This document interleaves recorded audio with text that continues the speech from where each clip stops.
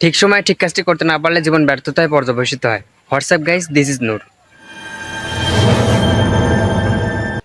দেখুন, বর্তমানে যারা সফলতার দ্বারপ্রান্তে পৌঁছে গেছে তারা কিন্তু একসময় সময়কে গুরুত্ব দিয়েছে বলে আজকে কিন্তু সফলতার দ্বারপ্রান্তে পৌঁছে গেছে। এখন সফলতার দ্বারপ্রান্তে পৌঁছাননি, তাহলে আমি বলবো আপনার ব্যর্থতা ছিল সময়টাকে আপনি সঠিক কাজে লাগাননি বলে আজকে আপনি ব্যর্থতায় পর্যবসিত হচ্ছেন। যারা সফলতার দ্বারপ্রান্তে পৌঁছে গেছে তারা কিন্তু সময়টাকে সঠিক কাজে লাগিয়েছে বলে আজকে কিন্তু তারা সফলতার দ্বারপ্রান্তে পৌঁছে আছে। দেখুন, আজকে যারা সফলতার দ্বারপ্রান্তে পৌঁছাতে চান তাদের উচিত হচ্ছে সময়টাকে কাজে লাগানো। আর এই সময়টাকে কাজে লাগানোর মেন প্রথম ধাপ যেটা, সেটা হচ্ছে ছাত্র জীবন।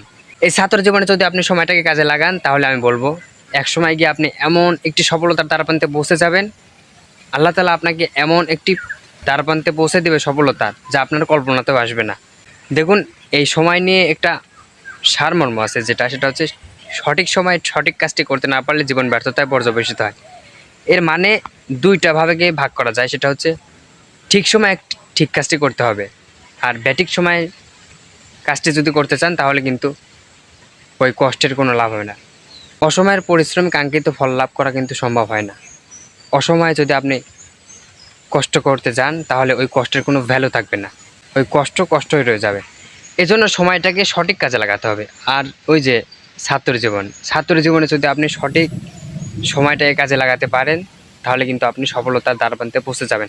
ছাত্র জীবনে যদি আপনি কষ্ট করতে পারেন তাহলে সঠিক সময়ে কিন্তু আপনাকে আল্লাহ তাআলা একটি সফলতার দ্বারপ্রান্তে পৌঁছে দিবে।